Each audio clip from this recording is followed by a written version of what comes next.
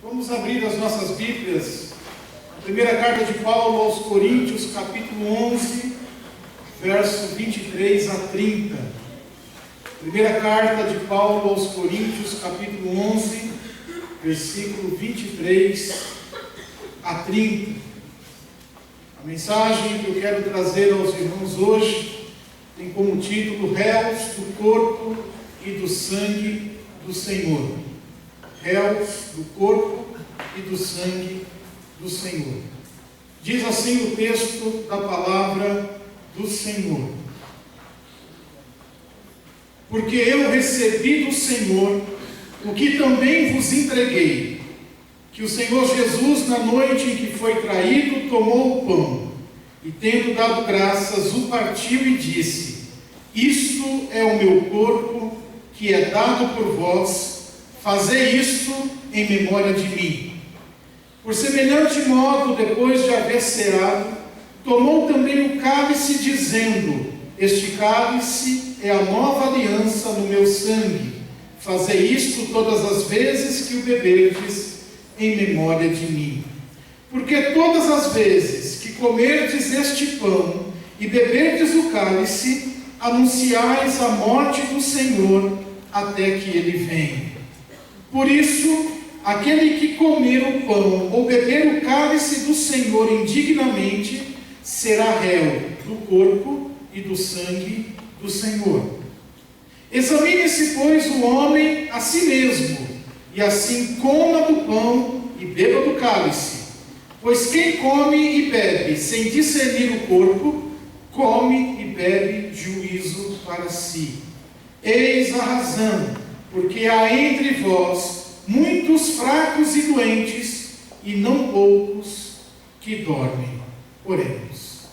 Pai querido e amado, diante da Tua palavra nós estamos e pedimos a Tua bênção, Senhor, para que a meditação que vamos fazer acerca dela possa edificar as nossas vidas, possa nos apontar um caminho, possa nos levar ao arrependimento, possa nos trazer, ó Deus, uma direção a ser seguida.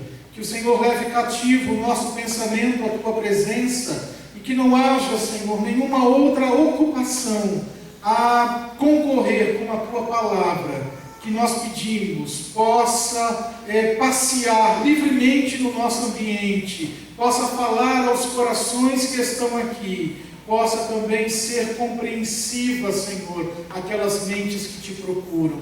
Nós pedimos que seja assim, em nome de Jesus. Amém e amém. Deus nos abençoe em nome de Jesus.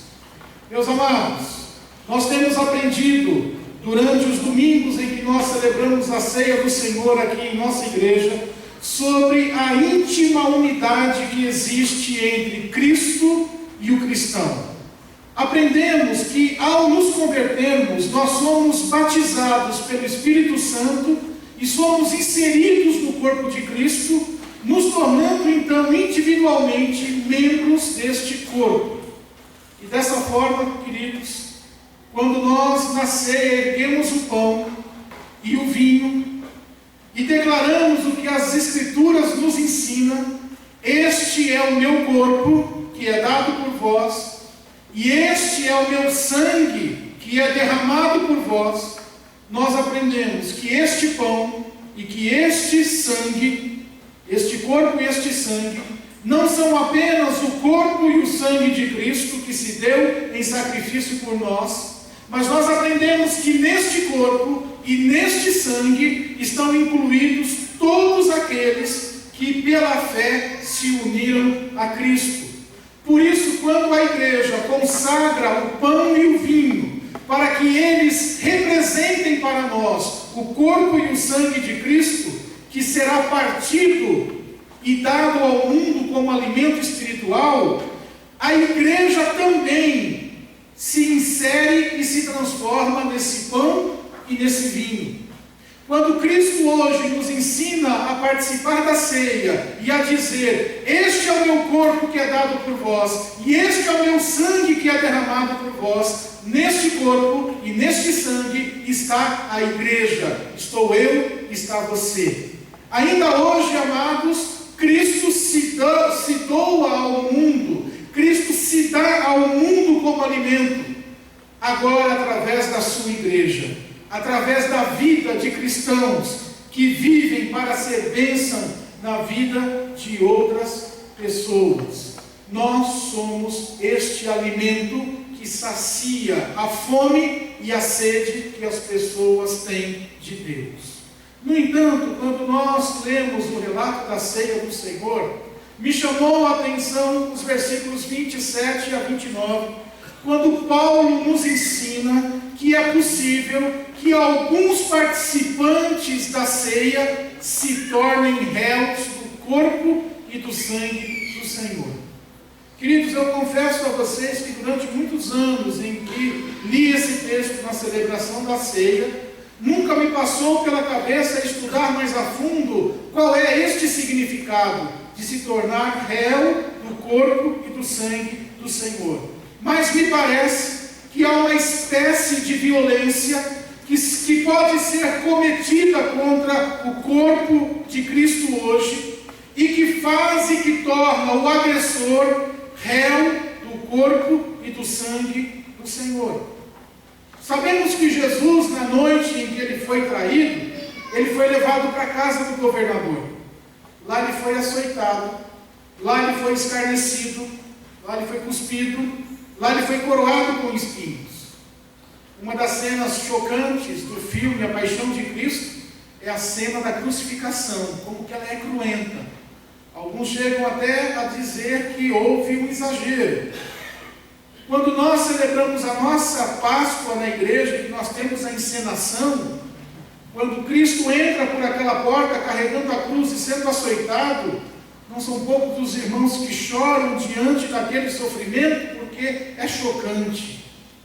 Mas talvez não tenha passado pela nossa cabeça ainda que nós mesmos podemos ser algozes do corpo de Cristo, impondo a Ele os mesmos sofrimentos que no passado os soldados romanos impuseram.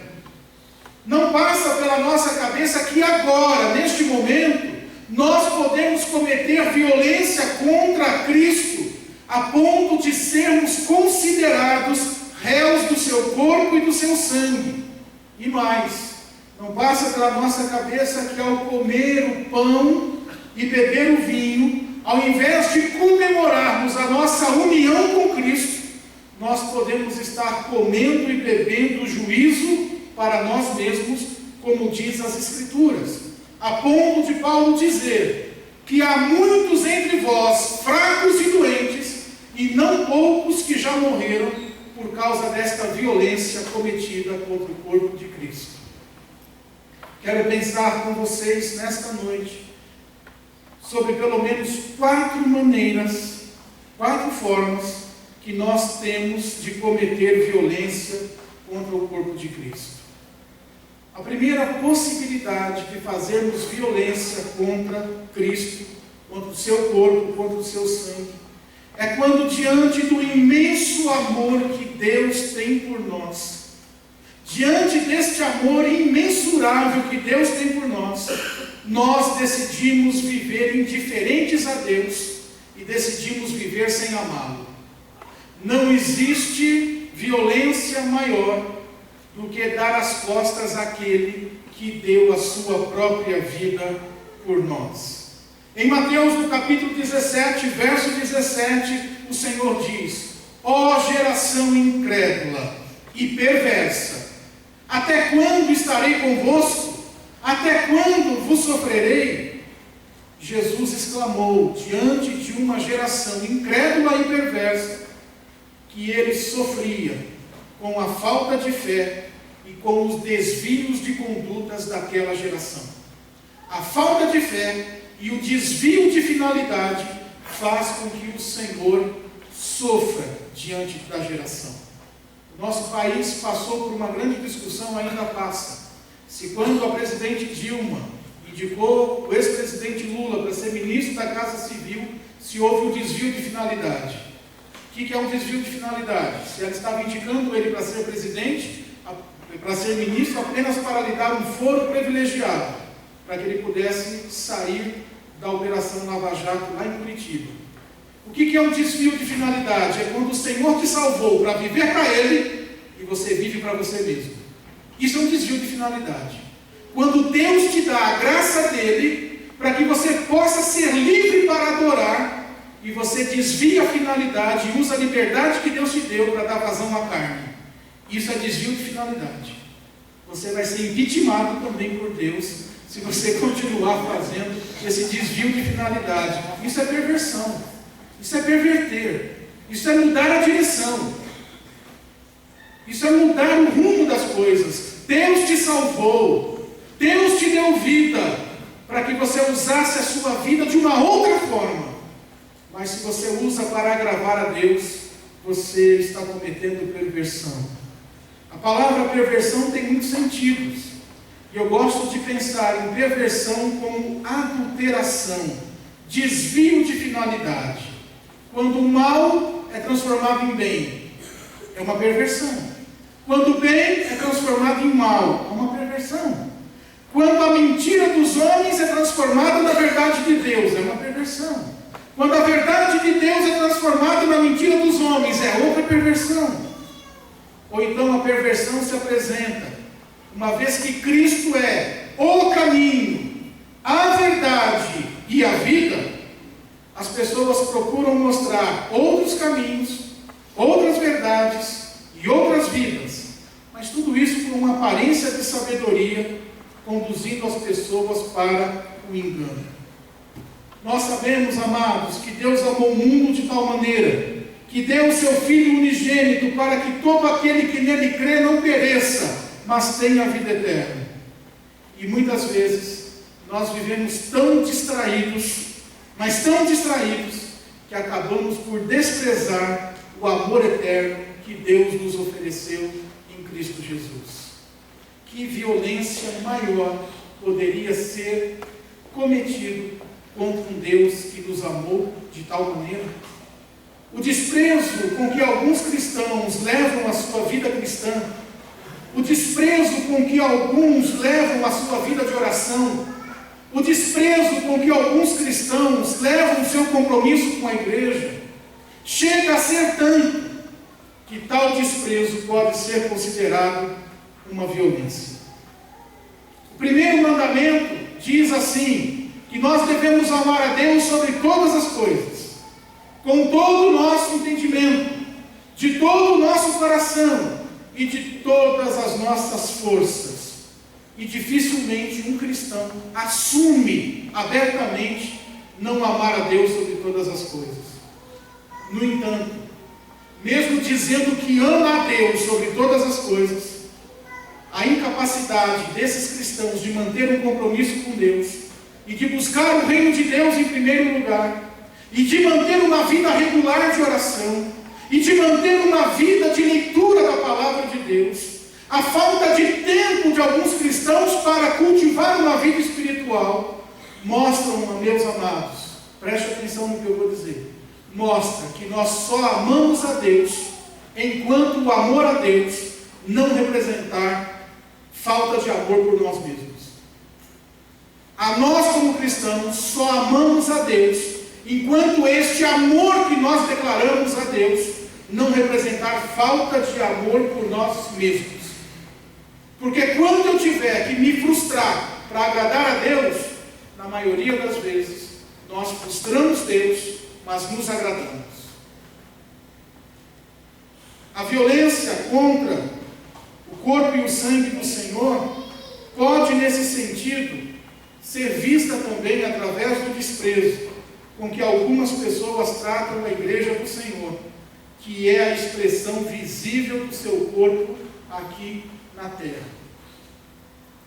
Tanto que existe o movimento dos cristãos sem igreja. E eles acham bonito isso. Eu não sei, queridos, como é que Deus pode gerar filhos fora da igreja. Porque se Deus é pai, a igreja é mãe. Tem algumas mães que são bravas.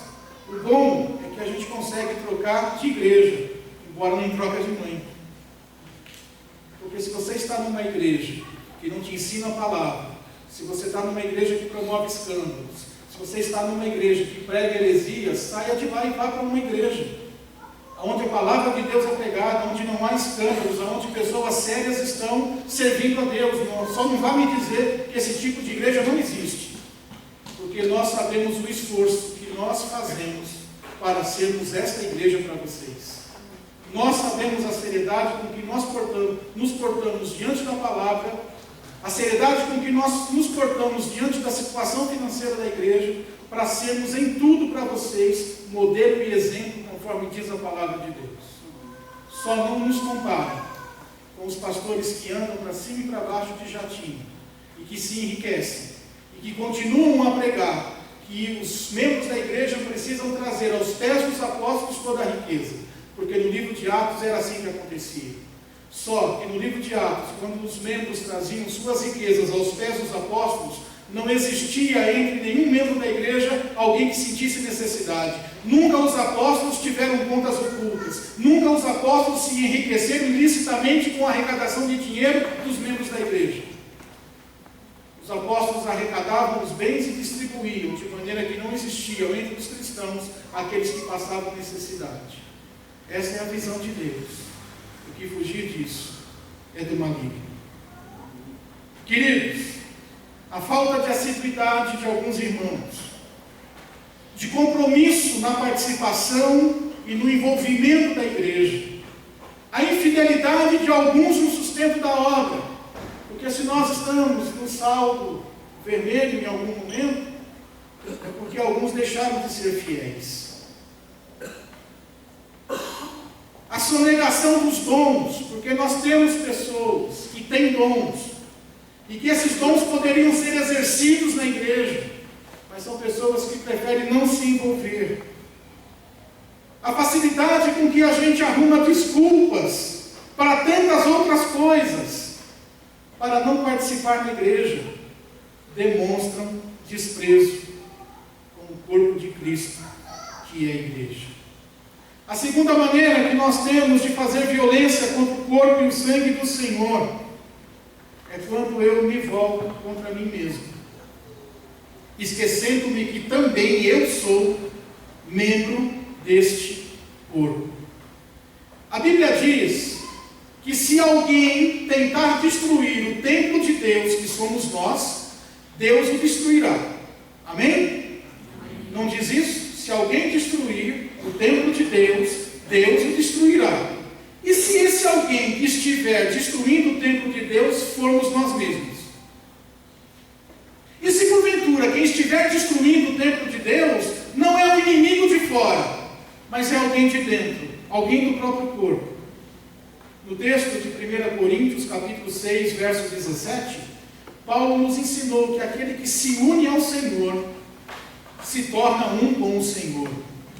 E esta verdade bíblica nos mostra que a falta de cuidado com o nosso corpo, a falta de cuidado com a nossa vida, a falta de hábitos saudáveis, a falta de cuidado de si, da maneira que nós nos desgastamos no nosso trabalho muitas vezes, e até no nosso lazer, que a gente chega exausto, que já não sobra mais de nada de nós para nós mesmos.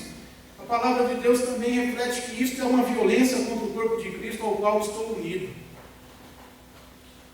Eu posso me tornar um inimigo de mim mesmo, e assim me tornar um inimigo do próprio Cristo. Há verdades bíblicas, meus amados, que são reconfortantes. Olha, quando a Bíblia diz que se alguém tentar destruir o templo de Deus, Deus o destruirá, a gente se sente muito feliz e protegido com essa promessa. Mas essas promessas de Deus trazem responsabilidades para nós. Se eu sou templo do Espírito Santo, se eu sou morada de Deus no Espírito, e se o Senhor diz que ninguém há de me destruir, o Senhor está também me dizendo: não te destruas, cuida de ti, porque tu és o meu corpo, tu és os meus pés, tu és as minhas mãos, tu és a minha boca na terra, e se eu hei de me manifestar no mundo, será através de você, e eu preciso de você com um corpo saudável, com uma mente sã e com o coração ardendo na minha presença. Nós precisamos aprender a viver a nossa unidade com o Senhor até as últimas consequências, e não apenas quando ela nos interessar. Quando não me aceito, quando não me perdoo, quando cultivo amarguras no meu coração, quando vou cometendo violências não apenas contra mim, mas também contra os outros membros do corpo de Cristo, é uma violência contra Cristo que eu estou cometendo. A terceira possibilidade de fazermos violência contra o corpo e o sangue de Cristo é quando eu desprezo os outros membros do corpo de Cristo que estão do meu lado, numa espécie de doença autoimune. O que é uma doença autoimune? É quando o seu sistema imunológico, que deveria atacar invasores, vírus, bactérias, acaba atacando os próprios membros do seu corpo e os destrói. Então, tem pessoas que têm doença autoimune, onde, por exemplo, o seu corpo não reconhece mais a tireoide como parte do seu corpo e ataca a tireoide. E vai destruir a tireoide. E vai acabar com ela. Mas era uma parte do corpo, mas não foi mais reconhecida como esta parte.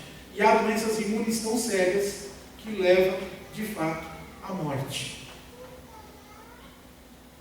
Em 1 Coríntios, capítulo 1, verso 11 a 13, o apóstolo Paulo diz assim: fui informado de que há entre vós contendas. Acaso está Cristo dividido? Olha o que Paulo está dizendo. Eu fui informado que entre vocês, lá em Corinto, havia divisões, havia brigas. E Paulo diz: por acaso Cristo está dividido? Veja como Paulo olha para a igreja, como de fato corpo de Cristo. Irmãos, vocês não podem estar divididos porque Cristo não está dividido. Eu preciso ter consciência de que eu sou um membro do corpo de Cristo. Amém? E esse corpo não é uma ameba. Sabe o que é uma ameba? É um organismo unicelular, só tem uma célula. Desculpa, você não está sozinho no corpo de Cristo. Existem outros membros além de você. Possui muitos outros membros. E quando você ataca esses membros, a palavra de Deus diz que você está atacando o corpo de Cristo. Quando você divide, quando você maldiz, quando você exclui, quando você ridiculariza qualquer membro deste corpo, você está fazendo uma violência contra Cristo. Tanto que a palavra do Senhor nos ensina a olhar os nossos empregados, você que é patrão, aos seus empregados que são cristãos, não como empregados, mas como irmãos em Cristo. E você que é empregado e que tem um patrão cristão, a palavra de Deus te orienta a olhar para ele não como um patrão, mas como irmão em Cristo. E agora, prepare-se um longo. Você, marido, é levado a olhar para a sua esposa como uma irmã em Cristo. E você, esposa, é levada a olhar o seu marido como um irmão em Cristo. Você, jovem da igreja, é levado a ver os outros jovens, seja do sexo masculino ou feminino, como irmãos em Cristo. E nós precisamos aprender a nos respeitar como irmãos em Cristo. Porque quando eu desrespeito um dos meus irmãos em Cristo, eu estou desrespeitando o próprio Cristo. Não era à toa que no mosteiro lá de Ponta Grossa, quando Dom Geraldo, já falecido, de saudosa memória, estava lavando louça, e a gente ia tomar um cafezinho, e só passava água na xícara, ele dava um tapa na nossa mão e dizia: lave essa xícara direito, porque o próximo a beber nela será Cristo. Era assim que o Dom Geraldo vivia. É assim que o Evangelho nos ensina a viver, vendo no outro o próprio Cristo. Por isso, há inúmeros apelos nas Escrituras para a unidade da igreja. Ó, quão bom e agradável é viverem unidos os irmãos. Ou então, o apóstolo Paulo dizendo que penseis a mesma coisa, que tenhais o mesmo amor, que sejais unidos de alma, tendo o mesmo sentimento. Porque Cristo não pode estar dividido com o irmão, lutando contra irmão. Por isso que no dia de Pentecostes, na nossa celebração, nós oramos por todas as igrejas que se dizem cristãs, porque nós não estamos em luta contra elas, nós estamos do mesmo lado. Amém. Não pode haver violência pior contra o corpo e o sangue de Cristo do que, por exemplo, participar da ceia do Senhor, que é o memorial da união do homem com Cristo e, portanto, dos homens entre si, porque se você é um com Cristo e eu sou um com Cristo, pela lógica você também é um comigo.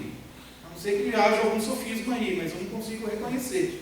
Se você é um com Cristo e eu sou um com Cristo, então você também é um comigo. Nós estamos unidos e não existe violência maior do que o corpo de Cristo, do que eu estender a mão para o pão e para o vinho e estar em desacordo, desarmonia, divisão, separado, sem perdão com aquele que também estende a mão para o mesmo corpo, para o mesmo vinho. Não pode haver entre os cristãos partidarismos, contendas e indiferenças. Não pode haver perdão não pedido e não pode haver perdão não concedido. Não tem jeito, queridos. Se você agir assim, a Bíblia diz que você vai se reunir não para melhor, mas para pior. A quarta possibilidade de cometermos violência contra o corpo e o sangue de Cristo é quando nós não reconhecemos em quem Jesus se esconde. Em Mateus, no capítulo 25, verso 42 a 45, Jesus disse: tive fome e me destes de comer, tive sede e me destes de beber, sendo eu forasteiro, me hospedastes, estando eu nu, me vestistes, e estando eu enfermo, vocês foram me ver. Ao contrário, quando Cristo, ou quando alguém estava com fome e ele não foi alimentado, Cristo disse: a mim não me deram de comer. Quando alguém estava com frio e não foi agasalhado, Cristo disse: a mim não me agasalharam. Quando você encontra um forasteiro que não é hospedado, Cristo diz: a mim não me recebestes. E as pessoas então se assustaram. Algumas disseram: mas Senhor, quando foi que nós te vimos com fome, com frio? Quando é que nós te vimos doente? Quando é que nós te vimos presos e nós te acolhemos? Jesus disse: quando vocês fizeram um desses pequeninos, a mim vocês fizeram. Então, queridos, se nós não fizermos a esses pequeninos, a quem nós não estaremos fazendo? A Cristo. Cristo é violentado diariamente na negligência com os necessitados. Cristo é negligenciado diariamente na convivência com os necessitados.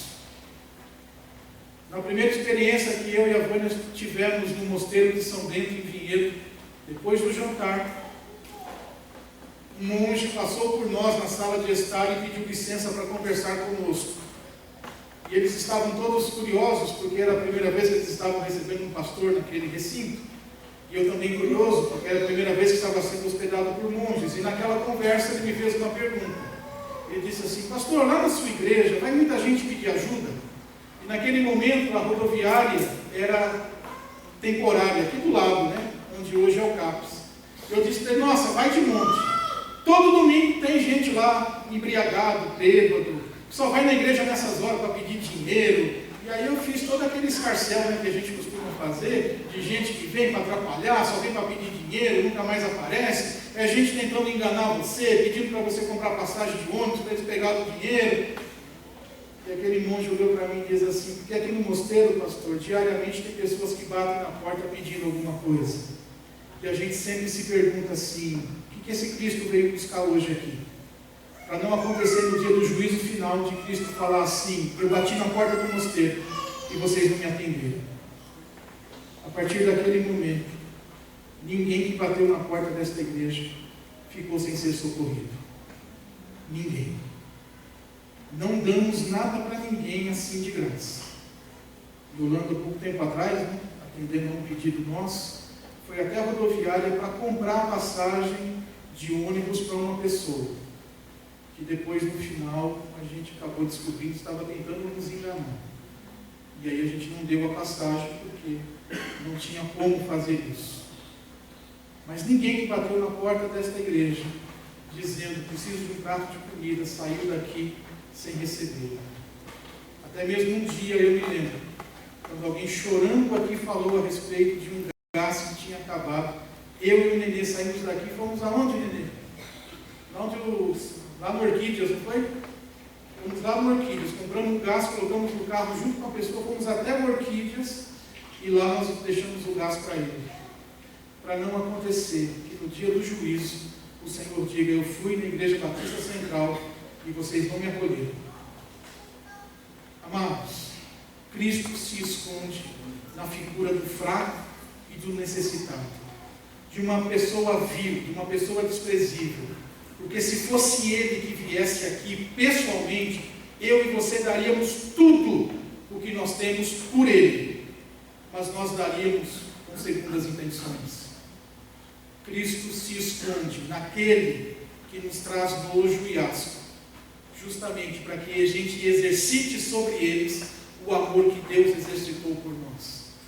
Quem tem o amor de Deus no seu coração, ama o pobre, o indigente e o asqueroso, porque Deus nos amou e nós éramos isso.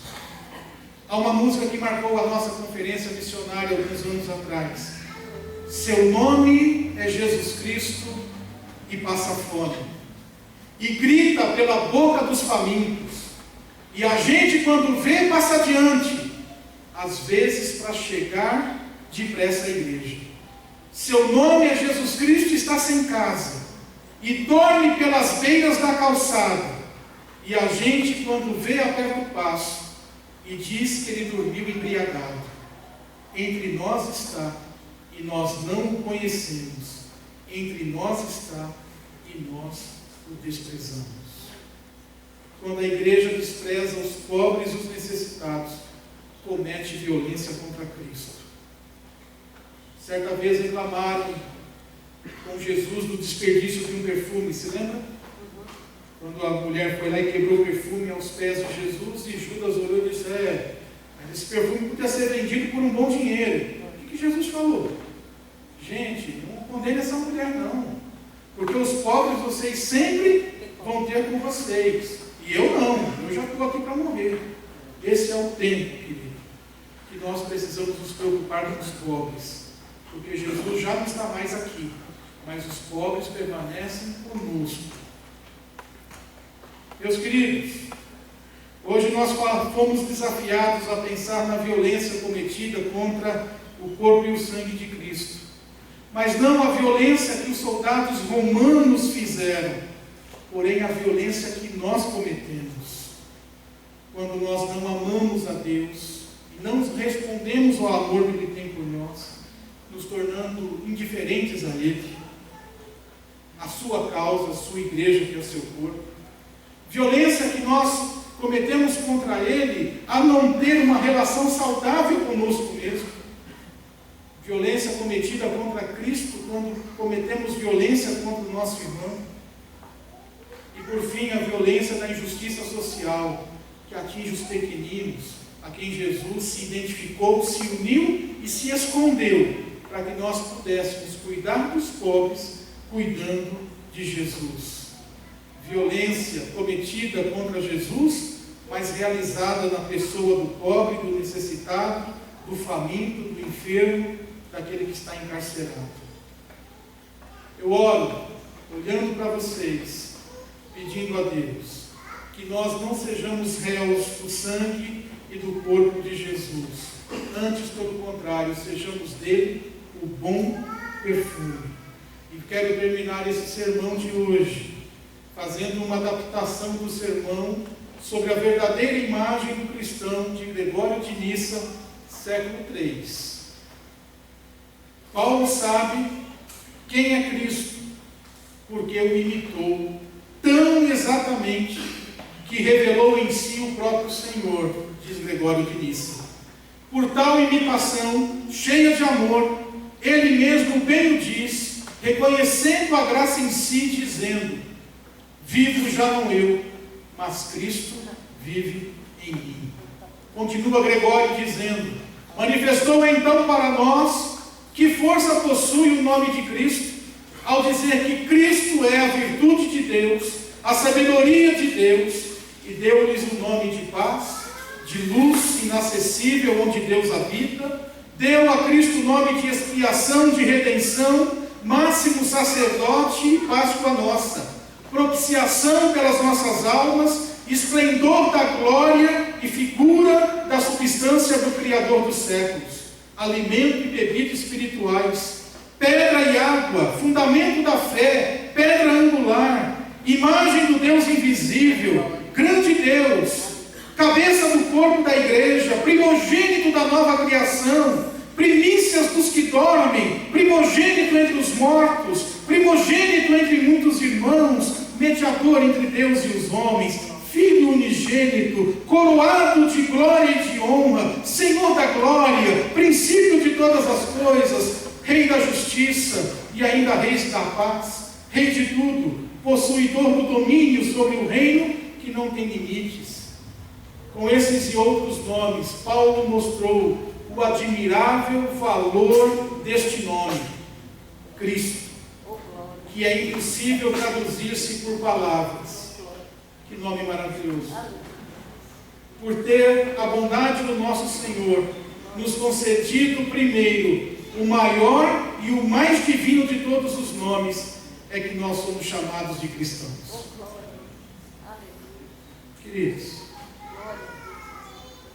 Cristo é tudo isso que Paulo declarou e que Gregório escreveu. E você é um cristão. Você carrega este nome. Me lembro de um hino agora. Leva tu contigo o nome de Jesus, o Salvador. Esse nome cristão deve nos encher de orgulho. É necessário então que se veja, continua dizendo Gregório, expressos em todos nós os outros nomes que explicam o nome do Senhor, para não sermos falsamente ditos cristãos, mas testemunhemos com nossa vida. Tudo isso que Gregório disse, tudo isso que nós ouvimos nessa noite, nos ensina que não é possível se aproximar da mesa da ceia sem um sentimento de humildade, de arrependimento e de comprometimento diante do Senhor. Então, queridos, comecei o culto com um chamado e termino esse culto com esse chamado. Diante da ceia do Senhor, quem é santo, se aproxime. Quem não é, se arrependa. Palavras do Senhor, hoje, para a sua igreja. Amém. Que Deus nos abençoe, em nome de Jesus. Amém.